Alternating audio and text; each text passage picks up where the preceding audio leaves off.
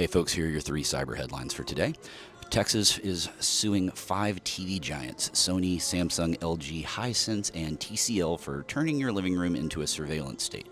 Yeah, these sneaky screens are allegedly using a tech called automated content recognition to snap screenshots every half second of what you're watching and then selling your binge habits to advertisers.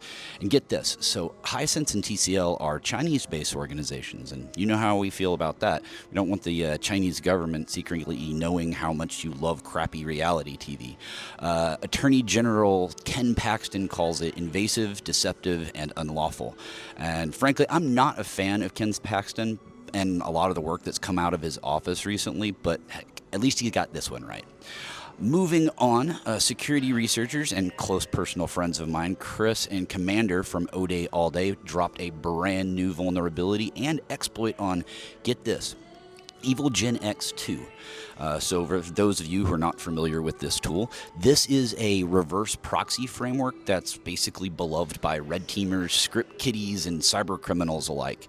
This is a tool that basically sits between a legitimate site and an attacker, allowing them to basically intercept anything. So like usernames, passwords, cookies, MFA challenges, yeah. So basically they were able to figure out how to bypass the IP blacklist feature, and that's typically enabled to keep the good guys out, like security researchers and blue teamers and automated scanners from basically finding and shutting down their phishing infrastructure. So using spoofed headers, they were basically able to cut through this blacklist like a hot knife in butter. And then they were able to use a local file inclusion vulnerability that basically allows them to read the files on the machine, like stolen credential databases or even the Etsy password if the service is running as root. So go check out their write-up and check out the exploit on odayallday.org. Now, before I go into my last story, how many of you have talked to an AI chatbot about sensitive things like your deepest fears, financial problems, maybe that embarrassing growth on your back? I don't know. But let me introduce you to Urban VPN Proxy. This is a Chrome extension with 6 million users, 4.7 rating, and even it's got Google's coveted featured badge. Well, guess what?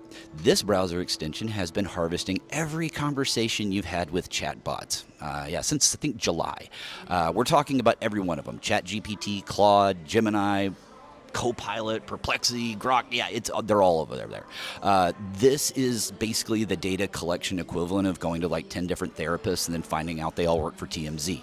And the really, really ironic part, Urban VPN advertises a AI protection feature that warns you about sharing sensitive information with AI companies, while simultaneously exfiltrating that same data to their own servers to advertisers.